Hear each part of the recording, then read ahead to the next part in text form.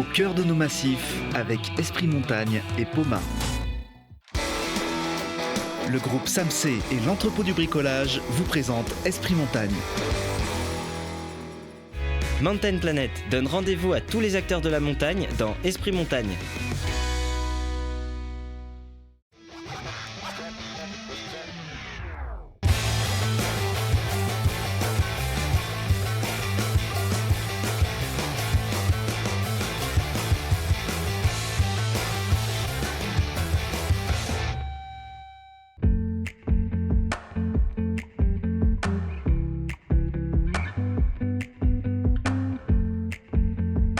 Bienvenue à tous à Villard-de-Lans, Télé-Grenoble et Esprit Montagne déménage son studio pour vous faire profiter cette fois de la soirée de lancement du Team Vercors Isère. Une soirée qui se passe ici au lycée climatique à la cité scolaire climatique Jean Prévost à Villard-de-Lans avec Emmanuel Bunoz. Bonsoir. Bonsoir. Et c'est une première, Emmanuel Bunoz, journaliste à Ski Chrono, qui vient donc de rejoindre cette équipe pour cette saison. Oui, j'ai longtemps été spécialiste de ski alpin au Dauphiné Libéré. J'ai fait plein d'autres choses au sein du journal et je suis revenu dans l'univers Ski Chrono. Voilà. On fait un petit clin d'œil à Laurent Davier, bien sûr, le rédacteur en chef de Ski Chrono. Alors, on est donc ici dans ce lycée emblématique du Vercors. Jean-Christophe Weck, vous êtes le proviseur de cette cité scolaire climatique Jean Prévost. Bonsoir. Bonsoir. Alors, vous êtes l'hôte de cette soirée. Pourquoi d'ailleurs accueillir un tel événement ici dans ce lycée qui a un lien d'ailleurs avec certains skieurs? Oui, tout à fait. On a été sollicité pour accueillir cette soirée du Team Vercors Isère, sachant que de nombreux athlètes sont passés par la cité scolaire Jean Prévost. 20% de nos élèves sont dans les sections sportives scolaires ou au pôle espoir. Donc vous avez un véritable rôle ici du développement du ski nordique sur le plateau, mais bien au-delà. Oui, bien au-delà, c'est-à-dire que nous accompagnons nos élèves dans ce double projet, scolaire et sportif, afin qu'ils puissent à la fois, entre guillemets, acquérir de nouvelles compétences scolaires, mais aussi surtout réussir leur projet sportif par la suite. Et donc ce soir, je pense qu'on va retrouver de nombreux anciens élèves. Comment ça fonctionne ce cursus aménagé au lycée de Villars? Oui, alors ce cursus aménagé, nos élèves préparent le bac en fait en 4 ans. La première année, l'année de seconde, ils la font en 1 an, mais avec à peu près 10 semaines d'enseignement en moins. Et ils sont accompagnés par l'équipe pédagogique à distance. Et puis l'année de première et terminale est réalisée en 3 ans. Ce qui leur permet de réaliser leur bac et puis en même temps de poursuivre leur investissement sportif.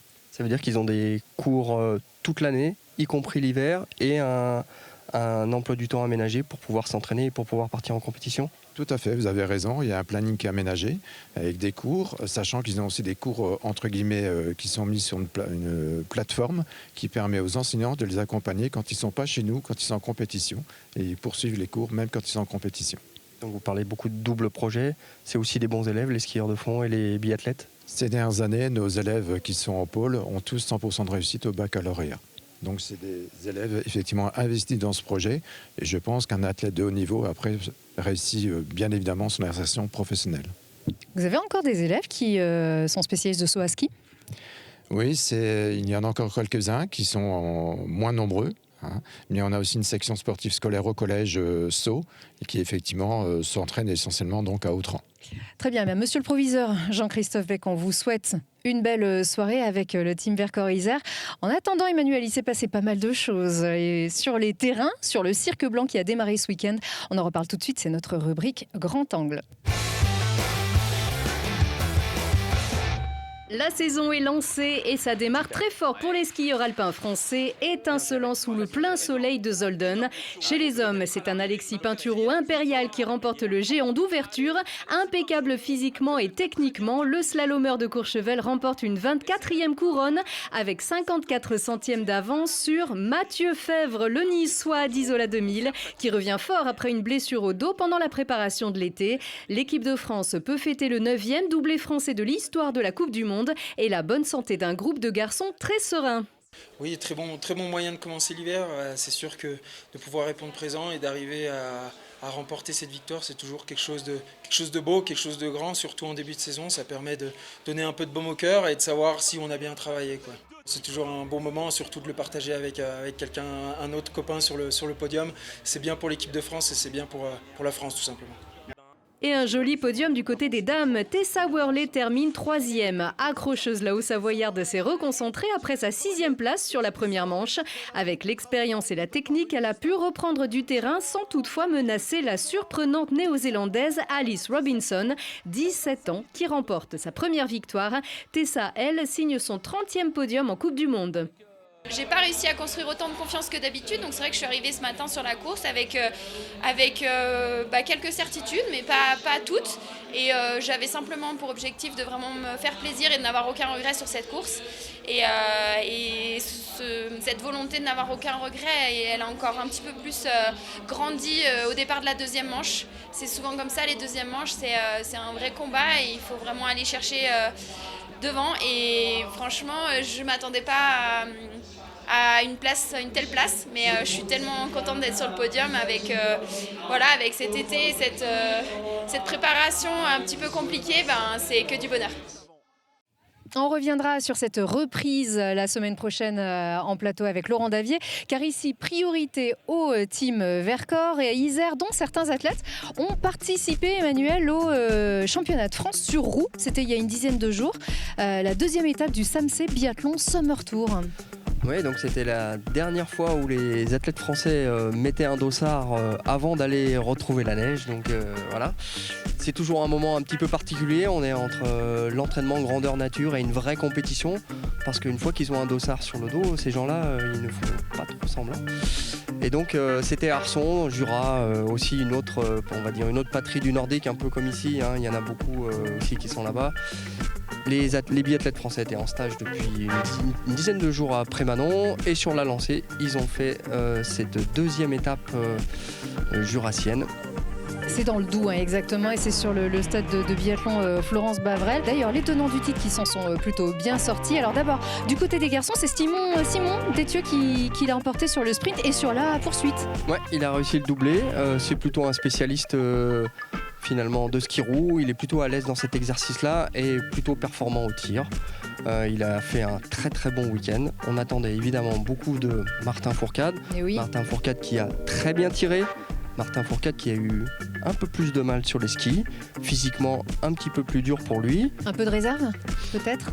Il a du mal pour l'instant à l'expliquer, il y a de l'entraînement, il y a beaucoup de choses, voilà, et puis les autres ils progressent, hein, et Simon Détieux fait partie des nouveaux cadres de l'équipe de France désormais. Il est régulièrement dans le top 10 sur une Coupe du Monde, donc c'est finalement pas une immense surprise qui gagne ces deux courses.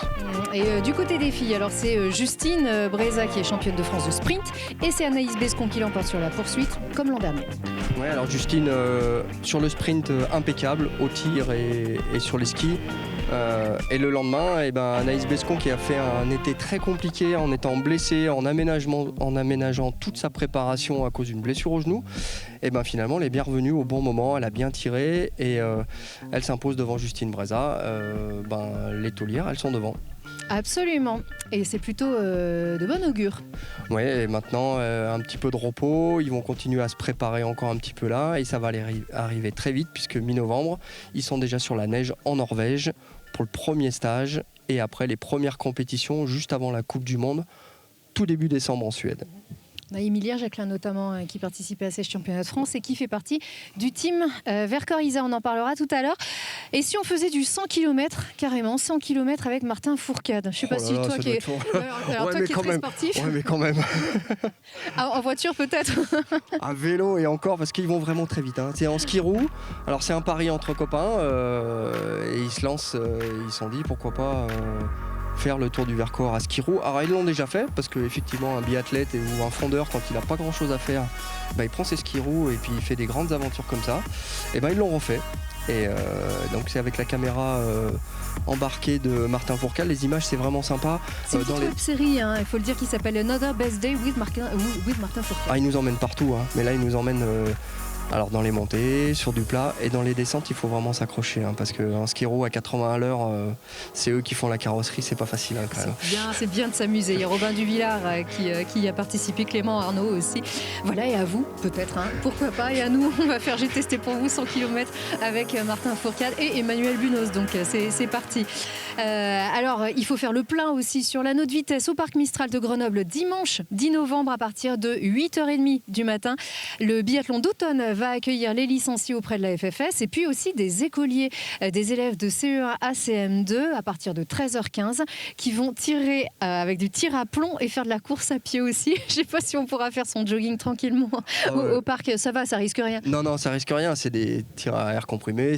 Non, tout va bien. Ça va. Non, puis globalement, ils tirent dans les cibles quand même. Mais en plus, c'est un événement toujours important parce que c'est souvent la première compétition de biathlon qu'on peut faire dans sa jeune carrière. Donc il y a plein de petits bonhommes, petites demoiselles qui débarquent et qui s'essayent à ça. C'est tir à 10 mètres, un peu comme à la fête foraine. C'est pas mal et on tire en course à pied. Ouais, c'est pas mal. Des petits bonhommes, un petit Bunos aussi, pareil, d'ailleurs. Un petit grand quand même de 17 ans. Allez, et puis un petit clin d'œil pour finir adressé à nos amis du rugby et à notre partenaire Poma, un télésiège... Et notre partenaire Poma, un télésiège 6 places débrayables vient d'être installé en bord de pelouse du Stade des Alpes. Alors le but, c'est non pas de traverser le Stade des Alpes suspendu à un télésiège par-dessus, ça serait génial, ça serait peut-être l'étape d'après. Non, c'est accueillir les acteurs de la montagne aux premières loges d'un match du FCG Rugby. L'opération de partenariat entre le FCG, Télé Grenoble, Ski Chrono et Poma a été lancée le 20 octobre dernier pour le match entre Grenoble et Nevers qui s'est en plus soldé par une très belle victoire, une splendide victoire. Donc ce télésiège a peut-être déjà porté bonheur. Ah ouais, en plus la vue doit être imprenable quand même. Absolument, absolument. C'est en bord de pelouse. C'est vrai qu'on en rêve quand même d'un câble qui nous suit comme ça au-dessus d'un match de rugby. Allez, et tout de suite, focus sur le team Vercors Isère. Tout de suite, on y va. Allez, on y va.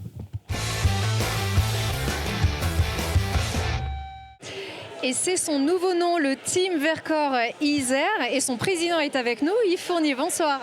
Bonsoir. Une personnalité déjà emblématique dans le milieu du ski nordique. Un petit peu, oui, depuis plus d'une vingtaine d'années déjà. Donc, Alors, qu'est-ce qui a changé alors, par rapport à ce team? Pas seulement le nom, j'imagine? Si, y a certaines choses qui ont changé. Après, la politique sportive reste la même. Les ambitions restent la même, les statuts de l'association restent la même avec des objectifs élargis par rapport à la longue distance, où on a envie aussi de briller et de représenter les couleurs de la nouvelle équipe sur le circuit de longue distance, aussi bien français qu'international, avec par exemple l'arrêt de Robin Duvillard de sa carrière en équipe de France et qui cette année se lance que sur la longue distance. Alors juste pour les non-initiés, qu'est-ce que c'est un team? Un team, c'est un regroupement d'athlètes. Et notamment ici sur le team Vercors, ça regroupe les meilleurs athlètes de la catégorie senior en ski de fond et en biathlon. Donc Yves, ils viennent d'où tous ces athlètes? Ils viennent des 4 massifs, aussi bien de la Chartreuse, Beldon, Loisan et du Vercors. Après, la grosse majorité des athlètes habitent et s'entraînent sur le Vercors, mais c'est vraiment le team 4 massifs. C'était un peu l'idée au départ, avant que le Vercors nous tende vraiment la main. C'était dans la continuité un peu du team Grenoble, c'était de dire, je crois qu'aujourd'hui, on a une représentation de sportifs de haut niveau dans le milieu du ski qui viennent de tous nos massifs. Et on aimerait vraiment créer un team 4 massifs. Et on a fait la démarche et il s'avérait que, je ne sais pas si c'est une année d'élection ou peut-être une mauvaise communication, mais en tout cas, seul le Vercors nous a tendu la main. Sinon, aujourd'hui, la structure n'existerait plus parce que les moyens financiers que pouvait nous allouer Grenoble n'étaient pas suffisants pour pouvoir continuer le sport de haut niveau sur nos massifs. Concrètement, ça fonctionne comment? On est en complément des clubs, des comités? Comment ça fonctionne? Oui, on est tout à fait en complément des clubs. Alors, en fait, c'est dans la formation, la logique de ce que font les clubs quand les athlètes sont plus jeunes, qui passe par le comité régional de ski jusqu'à la catégorie 20. Et après, il n'y a plus de structure. Donc voilà, on a créé ça il y a plus de 20 ans maintenant pour pallier à ce manque de structure entre la fédération et puis le comité où les athlètes étaient œuvrés eux-mêmes pour pouvoir faire du sport de haut niveau. Donc sans accompagnement, sans structure, sans logistique, c'est compliqué de pouvoir performer. Donc c'est tout ça que le team leur offre, de la logistique, des capacités d'entraînement, de tout ça, du coaching, du matériel, c'est ça que vous leur offrez ? C'est tout ça qu'on leur offre. Ouais, aujourd'hui, un entraîneur compétitif diplômé, ça coûte cher. Donc en plus, on est la seule structure en France à avoir 2 disciplines, le fond et le biathlon. Donc il faut un entraîneur compétent dans le fond, il faut un entraîneur compétent dans le biathlon, en sachant qu'au jour d'aujourd'hui, l'entraîneur biathlon n'est pas à temps plein parce qu'on n'a encore pas les moyens de pouvoir se structurer et puis d'apporter toutes les qualités nécessaires pour pouvoir suivre les biathlètes sur toute une saison. Alors, il est question de team, donc je pense qu'il est aussi question d'état d'esprit, d'ambiance, avec des gens qui viennent d'univers complètement, on va dire, un petit peu différents, de plusieurs massifs. Comment on fait ça ? Comment on crée une alchimie entre tout ça ? Là, je dirais que l'alchimie, elle est au centre de l'événement ce soir, puisque l'alchimie, elle se fait ici au lycée de Villard-de-Lans, en fait. Parce que tous les athlètes se connaissent, ils passent ici par le pôle. Et puis après, chacun suit sa route en fond et en biathlon. Et justement, l'importance de regrouper tous ces athlètes sous une même structure, les fondeurs et les biathlètes, parce que quand ils sont dans les comités, ils sont vraiment à part, ils se voient au lycée, mais l'entraînement c'est à part, les compétitions c'est à part. Donc nous, c'était vraiment de réunir les 2 structures. Et puis voilà, on pratique, on fait des stages ensemble, on partage. Et voilà, il y a une super ambiance. Et aujourd'hui, il y a des valeurs du sport qui font que l'équipe, avec 25 athlètes, au jour d'aujourd'hui, tout athlète qui passe au pôle a envie d'arriver dans la structure du team. Super, et bonne cérémonie Yves Fournier et à tout le team. On se retrouve tout à l'heure. Ok, merci beaucoup.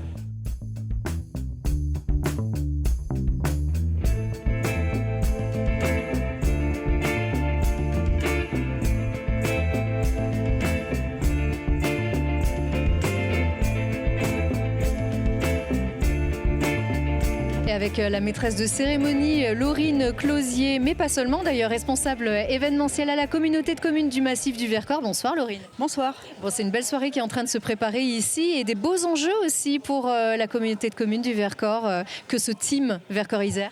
Oui, exactement. Il y a beaucoup de monde là. On va pas tarder à ouvrir les portes. Le team Vercors-Isère, donc nouveau partenariat de la communauté de communes du Massif du Vercors. On avait déjà des partenariats pour soutenir les athlètes de la CCMV. Donc ce team Vercors-Isère est finalement le prolongement d'actions qui se font déjà depuis 4 ans maintenant sur le territoire. Oui, même si la promotion du ski nordique, c'est déjà une histoire très ancienne avec la CCMV. Oui, ça date des Jeux Olympiques, on pourra en parler longuement, mais c'est vrai que traditionnellement, l'ADN nordique, en tout cas, est bien intégré au territoire et on essaie de faire perdurer ce qui fonctionne ici et mettre en avant donc, tous les champions et maintenant les athlètes du team Vercors-Isère de tout le département. Donc on parle des Jeux Olympiques de 68, donc c'était il y a un petit moment. Je suppose qu'il y a eu beaucoup de choses qui ont changé depuis. Qu'est-ce que vous avez fait récemment ou dernièrement pour améliorer l'accueil au niveau du ski nordique sur le plateau ? On peut déjà parler des équipements. L'espace Skiroo est un magnifique exemple de tremplin, en tout cas pour accompagner les équipes internationales et nationales. Et puis pour revenir au team Vercors-Isère et au team Vercors, puisque c'est les champions du Vercors également qui font partie de cette action-là. Il y a de l'accompagnement, il y a des actions faites avec eux tout au long de l'année. Ils nous font profiter aussi de leurs résultats et on les accompagne aussi en fin de saison avec une vraie fête également qui est le retour des champions. C'est une fête très populaire qui amène vraiment la population locale, tous les vertacos comme on dit sur le chemin en tout cas du nordique. On en est bien fiers aujourd'hui. C'est une évidence de faire du ski nordique ici. On va dire que oui, mais j'oublie pas le ski alpin, la danse sur glace, il y a d'autres sports effectivement qu'il faut aider aussi, mais c'est vrai que le nordique quand même c'est le Vercors.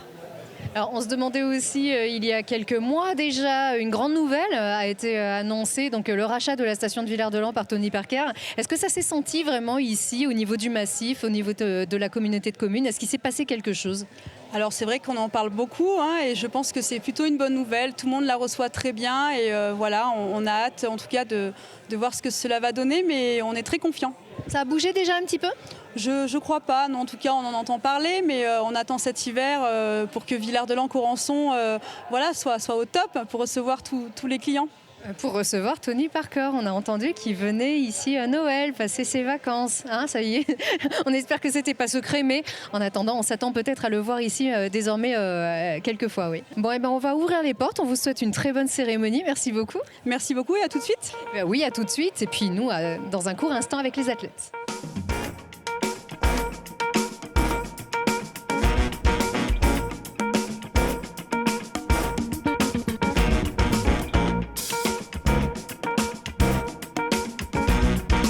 Allez, c'est tout bon, le team Vercors-Isère est lancé. Une cérémonie sympa avec beaucoup de monde, Robin.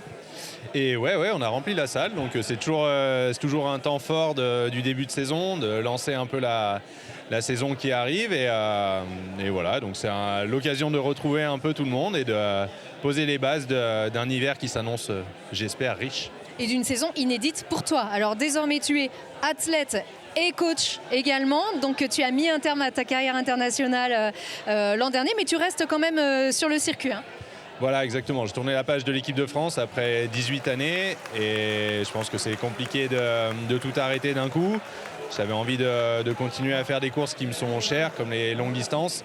Et puis il y avait ce double projet avec Louis et Clément qui sont deux athlètes du team Grenoble qui, à mon sens, aujourd'hui doivent retrouver les couleurs de l'équipe de France. Donc on essaye de monter quelque chose tous les trois et avec l'idée de les voir briller de nouveau. Et puis donc pour moi c'est un challenge un peu intéressant, c'est ma première expérience un peu de coach. Et c'est un honneur et c'est un challenge en même temps. Alors Louis et Clément, c'est ça. Exactement. Les deux, en plus la particularité c'est qu'aussi avant tout on est potes. Et ils m'ont proposé de leur faire cette planification sur l'été et l'automne et jusqu'à l'hiver. C'est un petit peu de pression parce qu'en même temps c'est des copains, donc il faut viser juste de ce côté-là, il faut avoir le bon discours et c'est pas toujours évident de dire les choses quand c'est des proches. Et j'espère pouvoir leur apporter un petit quelque chose, mais ils ont déjà tout, c'est juste qu'ils s'expriment, que leur talent s'exprime. Il est comment comme coach sur les premières expériences que vous avez eues là ? Il est novateur, je pense, dans tout ce qu'on a eu la chance de faire et des entraîneurs qu'on a rencontrés dans notre carrière. C'est quelqu'un qui se pose beaucoup de questions et qui apporte beaucoup de nouveautés. Et du coup, pour nous qui cherchons de la nouveauté, il y a un nouvel angle dans l'entraînement. C'est une nouvelle chance pour nous d'améliorer notre niveau. Parce que ça fait des années qu'on faisait peut-être la même chose. Et là, on a envie que ça marche. Et du coup, apporter des nouvelles briques à notre pyramide, c'est toujours un plus, je pense. Il est toujours comme ça, hyper dynamique et il parle tout le temps ? Tout le temps. Les deux ensemble, c'est un beau duo aussi. Non, c'est comme dit Louis, c'est une très belle opportunité. C'est un nouveau challenge aussi parce que ça nous sort un peu du cadre qu'on avait l'habitude. Nous, on était en équipe juste avant avec Louis et aujourd'hui il y a Robin qui nous apporte ses idées. Nous on en remet aussi un peu des couches, c'est ça qui est bien, c'est qu'on peut apporter des idées qu'on a envie de mettre depuis quelques années, mais voilà, quand on est en équipe on a un programme et on suit souvent les directives qu'on a avec les coachs. Et là c'est vrai qu'on travaille plutôt ensemble et Rob c'est le fil directeur de cette équipe, de ce trio si on peut dire. Et voilà, tous les deux, avec Louis, on apporte des idées qu'on a envie de faire et voilà, on le met en place et pour l'instant ça fonctionne à merveille.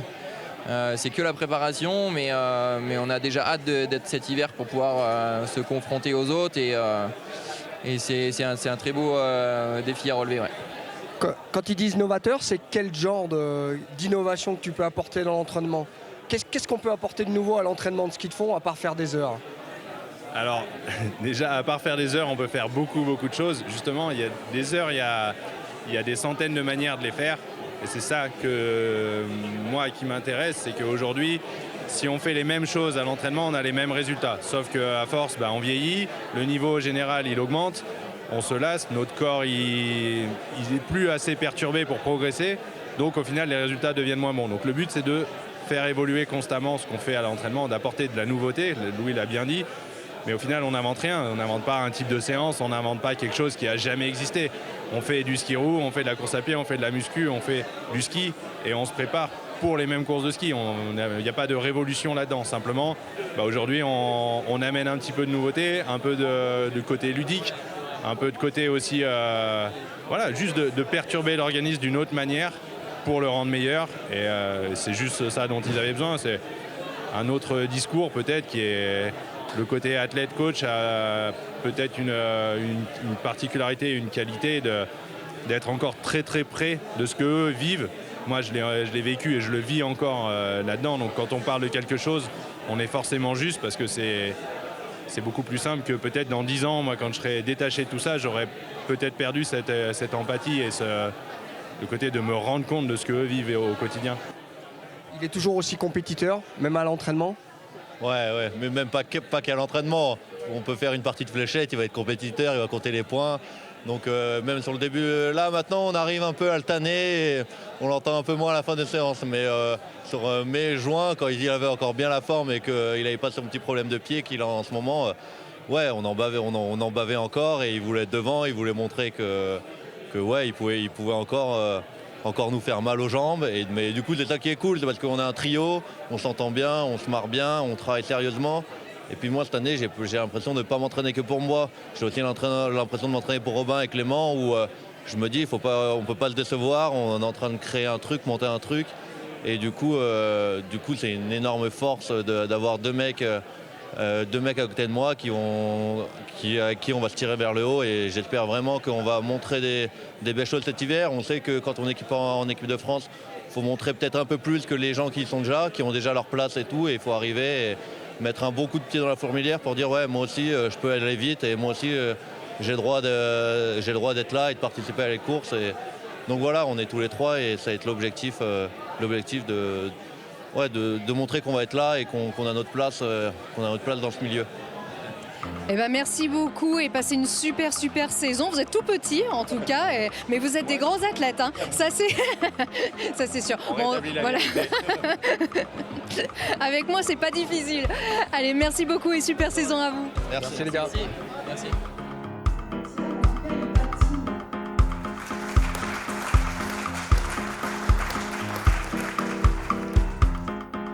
Et donc le team Vercors-Isère, c'est aussi du patinage, cher à mon cœur, de la danse sur glace ici en particulier, avec des grands champions du club de Villars, le Villars-Vercors Patinage, avec Thomas, Marie, Loïcia et Théo. Bravo à vous, champion de France d'ailleurs, champion de France junior. Il y a un vrai potentiel ici dans ce club? Oui, on n'est pas beaucoup de patineurs, mais le peu qu'on est, on a des bons résultats. Donc on va tous essayer d'aller le plus loin et pour l'instant on est bien parti parce que donc nous on a fait champion de France l'année dernière. On a été au championnat du monde junior, on a fait 8e et cette année on est qualifié pour la finale des Grands Prix et on va essayer de se rapprocher du podium mondial. Donc les résultats sont là même sans effectif énorme. Et qu'est-ce que ça vous fait d'appartenir à un team qui regroupe des skieurs, du ski de fond, du biathlon? C'est cool parce que c'est inspirant pour tous. On voit des grands champions dont par exemple Robin Duvillard.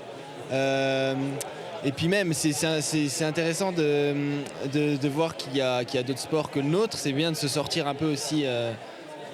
C'est toujours intéressant. Et et surtout que c'est une très bonne team ici, le ski de fond, le biathlon, voilà. Vraiment une grande famille du Vercors. Vous, qu'est-ce que c'est votre rêve, justement? D'aller le plus loin possible, d'aller au jeu, je sais pas, de faire le mieux qu'on peut. On se retrouve très bientôt avec des médailles, hein. Ça va marcher. Merci à tous. Merci.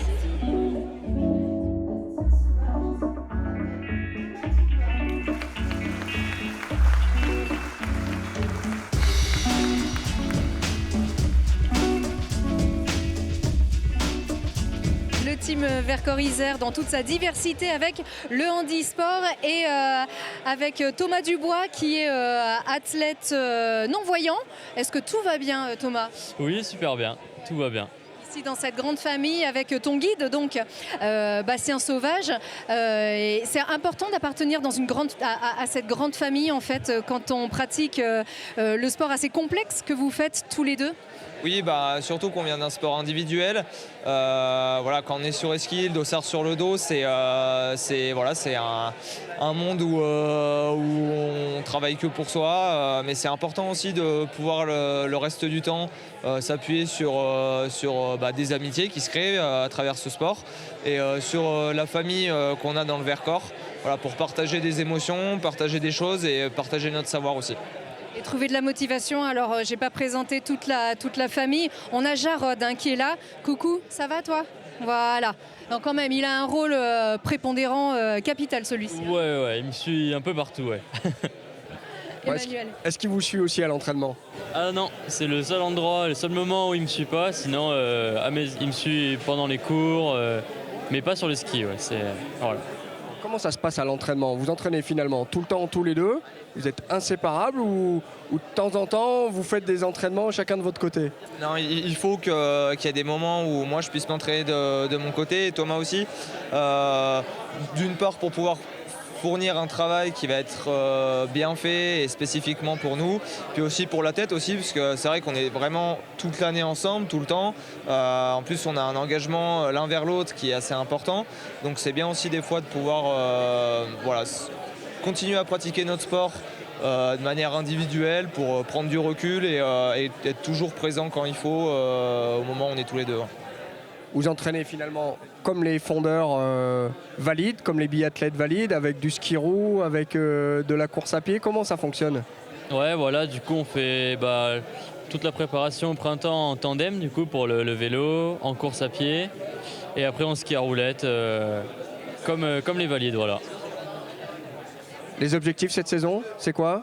Une saison sans grand championnat?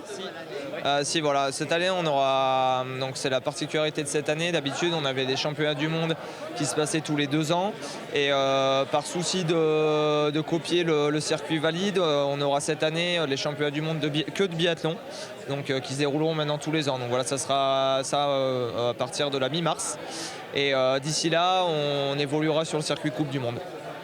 Avec des objectifs élevés? Là déjà c'est se qualifier pour les mondiaux, donc il nous faut un top 6 en biathlon en Coupe du Monde, donc déjà essayer de viser ça et pourquoi pas mieux et voilà, surtout mettre tout ce qu'on sait faire à l'entraînement vraiment pendant les courses, chose que j'avais un peu du mal avant à tout fournir dans l'ordre et au bon moment. Alors voilà, donc là on va mettre les choses au point et ça va aller. Ok. Merci messieurs. Thomas, Bastien, super saison à vous et à Jarod aussi. Ça y est, il s'est couché. Allez, merci messieurs encore.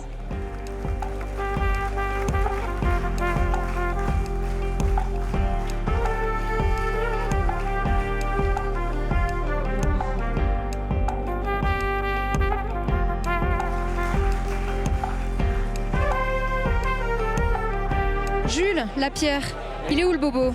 Il est là le bobo. Ah mince. Tendon. Ça va mieux? Ça va mieux, ça stagne un petit peu en ce moment-là. Ah mince. Tendon d'Achille? Ouais, tendinite d'Achille qui traîne un petit peu et je commence un peu à m'impatienter, mais je garde le moral et la motivation aussi. Et la saison, ça va aller à un moment donné? La saison, ça risque d'être un peu compliqué cette saison, ça risque d'être un peu saison blanche quoi. Mais l'idéal, ça serait de pouvoir au moins faire un peu de ski, d'être guéri. La priorité, c'est d'abord d'être guéri, puis après on va penser aux objectifs. Et comment on fait alors pendant ce temps-là? Qu'est-ce qu'on fait? Alors tu dis prendre ton mal en patience, mais tu fais des soins, tu fais des choses particulières ou il faut simplement ne rien faire? Alors pour passer le temps, j'arrive quand même un tout petit peu à m'entraîner, c'est-à-dire que je fais pour ceux qui connaissent de la caracho, on appelle ça, c'est-à-dire qu'il y a 2 ficelles qui sont accrochées au mur et on tire dessus pour faire comme si on faisait de la poussée. Je fais de la natation, du vélo, des trucs qui me font pas mal en fait. De la muscu, du gainage, des petits trucs, je m'occupe comme ça. Puis j'essaye de faire d'autres choses pour passer le temps aussi. Je m'occupe chez moi, je fais un peu de menuiserie, je bricole des trucs. J'essaye de faire des choses que j'ai pas le temps de faire habituellement pour me changer les idées, quoi. Pas penser qu'à la blessure et rester dans une spirale un peu négative du coup. Le plus dur, c'est quoi? C'est de ne pas savoir quand on va reprendre finalement, non? Alors ouais, le plus dur c'est ça, parce que j'arrive pas vraiment à me projeter sur ce que je vais pouvoir faire dans les semaines, les mois qui vont venir. Donc c'est peut-être bien ça, ouais, le plus dur de pas savoir quand je pourrai enfin gambader dans les champs. Et là, quand tu vois les autres qui vont commencer à aller sur la neige, tout ça, c'est encore un petit peu plus dur. On remue un peu le couteau dans la plaie. Hein. Ouais, carrément. Je boue un peu à l'intérieur, je vois les autres, la neige, tout ça, le début du ski. À l'intérieur de moi, j'ai hyper envie d'aller sur les skis là, à Tignes ou même en ski roue, d'aller avec les autres, quoi. Ça me démange un peu, mais bon, faut être patient. L'avantage en tout cas, c'est que tu pourras venir nous voir sur le plateau de Télé Grenoble. Voilà, ça c'est déjà ça pendant la saison. Oui, au moins je pourrais venir, là je serai plus libre. Ouais. Voilà, on sera sympa, c'est sûr. Merci beaucoup Jules et bon courage.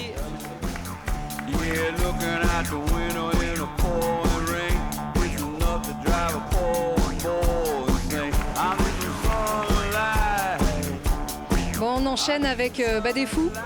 Pour moi, vous êtes des fous. Est-ce que vous acceptez ce statut? On l'accepte, on l'a pas choisi, mais s'ils veulent nous ranger dans cette catégorie, ça me va. C'est parce que c'est quand même une préparation. On se jette pas non plus n'importe comment. Donc fou, mais avec quand même un petit peu de réflexion et de préparation derrière. Ouais. Bon, Alix Soria et Ludovic Guillodia, donc vous êtes freerider, il n'y a pas vraiment une vraie tradition du freeride dans le Vercors. Est-ce que vous voulez vraiment lancer un peu cette mode et faire des petits peut-être? Effectivement, c'est plus la tradition du nordique et du ski de fond, etc. Néanmoins, on est vraiment entouré de belles montagnes avec un terrain de jeu hyper varié. Et contrairement à d'autres stations, on a vraiment cette possibilité d'évoluer dans du rocher, dans les arbres, dans la forêt, etc. Et le terrain de jeu pour un freerider de milieu de niveau, on va dire, il est juste magique. Tout à l'heure, pendant la présentation, vous nous avez dit que vous faisiez un petit peu des complexes par rapport à tous les fondeurs là, qui s'entraînent comme des fous. Effectivement, c'est pas le même sport. On est vraiment sur un sport de plaisir, nous, même s'il y a énormément de préparation physique et d'entraînement derrière. C'est des heures et des heures de travail pour eux qui sont plus agréables pour nous parce que voilà, rien que la pratique fait que c'est que du plaisir.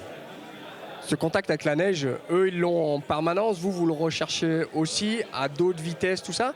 Il y a un point commun avec vos cousins du nordique du coin? Le point commun, c'est qu'on a tous grandi dans le Vercors et que notre terrain de jeu il se passe sur la neige. Donc qu'il fasse beau, qu'il neige, qu'il vente, qu'il pleuve, on va toujours essayer d'aller s'entraîner le plus possible en station. Et donc le point commun, c'est qu'on évolue sur la neige. Donc eux, ils poussent en montée, nous, on va à fond en descente. Et finalement, le point commun, c'est la passion de la montagne et c'est le Vercors qui nous donne accès à ce terrain de jeu. Et c'est juste super que la CCMV ait une team comme ça, très athlétique, avec tous les sports réunis et représentés, donne la chance à tous les athlètes qui viennent du Vercors ou d'ailleurs. Et c'est juste top qu'on ait tout ça à proximité, au pied de chez nous, quoi. Alors eux, ils sont très compètes. Ils mettent un dossard, ils se transforment quand ils mettent un dossard. Vous, finalement, vous n'avez pas vraiment besoin de ça. Finalement, vous avez plus besoin d'une caméra, d'un drone, de faire des images. C'est vraiment une autre façon de voir le sport.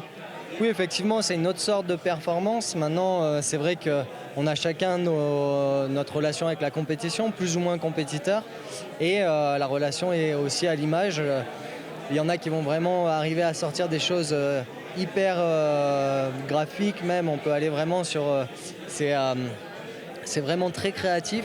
Et voilà, donc l'image est parfaite pour ça. C'est vraiment construire et jouer avec ce qui nous entoure et la technologie qui nous permet de belles choses actuellement.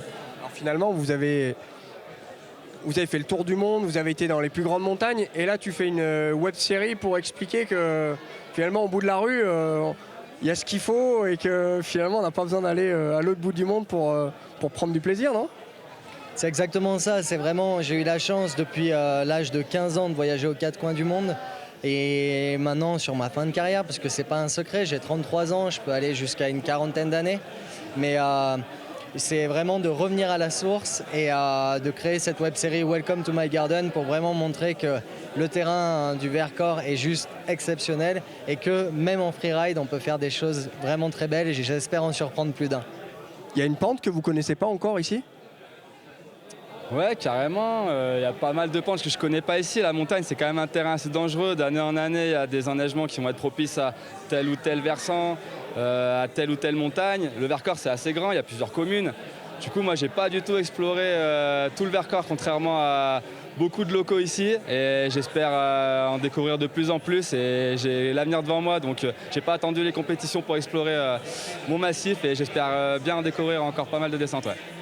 Et puis vous appartenez à cette famille du team. Alors pendant la présentation, vous avez avoué votre humilité devant ces athlètes qui s'entraînent très très dur. Mais n'empêche, eux aussi doivent forcément être très humbles aussi face à votre courage. Enfin, est-ce que finalement vous n'êtes pas très complémentaires par rapport à tout ça ? Manu, micro. Oui, je pense que chacun sa discipline. Et ce qui est très agréable ici, c'est qu'avec Robin Duvillard, on est amis d'enfance. Les Fourcades, voilà, c'est toutes ces personnes qui évoluent au circuit mondial dans différentes disciplines, au final se côtoient chez eux à la maison. Et c'est génial, on est juste sportifs et habitants du Vercors, quoi. Vous êtes des dingues en tout cas, des sportifs mais des dingues. La cascade, c'est pour Tony ou pas ? Il y a un petit côté, non ? Non. Maintenant qu'il est là. C'est la petite dédicace à tous les chauves, obligatoire. C'est très freeride aussi. Hein. Merci beaucoup, messieurs, et super saison à vous. Merci.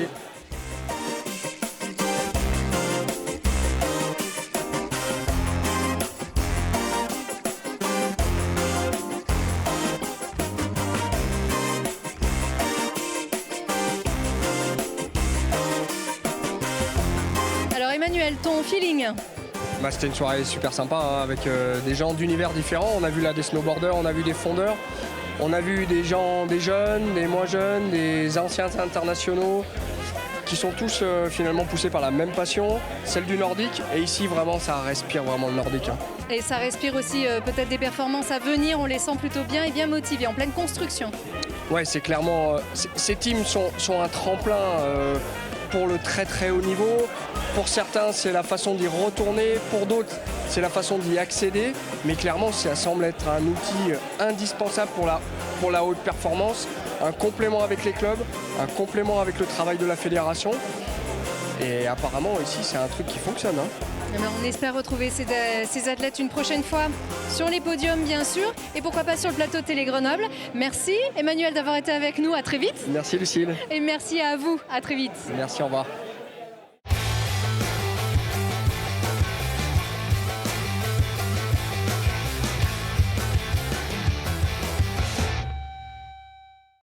Mountain Planet donne rendez-vous à tous les acteurs de la montagne dans Esprit Montagne.